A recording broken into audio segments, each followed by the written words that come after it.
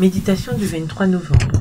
La première, Dorcas. Il y avait à Jaffa une femme du nom de Tabitha, ce qui se traduit Dorcas. Elle faisait beaucoup d'œuvres bonnes et d'aumônes. Acte 9, le verset 36. À Jaffa, aussi dit Jopé, près de Lydda, vivait une femme nommée Dorcas, très estimée pour ses bonnes œuvres. Elle était une digne disciple de Jésus et sa vie était remplie d'actes de bienfaisance. Elle savait qui avait besoin de vêtements chauds et qui avait besoin de sympathie. Et elle servait généreusement les pauvres et les malheureux. Mais elle tomba malade en ce temps-là et mourut, au verset 37. Apprenant que Pierre était à Lydda, les croyants envoyèrent des messagers. Lorsqu'il fut arrivé, on le conduisit dans la chambre haute. Toutes les veuves l'entourèrent en pleurant et lui montrèrent les tuniques et les vêtements que faisait Dorcas pendant qu'elle était avec elle, au verset 39. Le chagrin de ces femmes toucha le cœur des apôtres. Demandant ensuite à ce qu'on fît sortir les amis éplorés de la chambre, Pierre se mit à genoux et pria à Dieu avec ferveur de rendre à Dorcas la vie et la santé. Dorcas avait été très utile à l'Église et Dieu jugea bon de la ramener du royaume de l'ennemi car son talent et son énergie pouvaient encore bénir et en outre consolider la cause du Christ par cette manifestation de sa puissance. Extrait du livre Conquérant Pacifique, au chapitre 14, aux pages 99 à 100. Que les enfants et les jeunes voient dans la Bible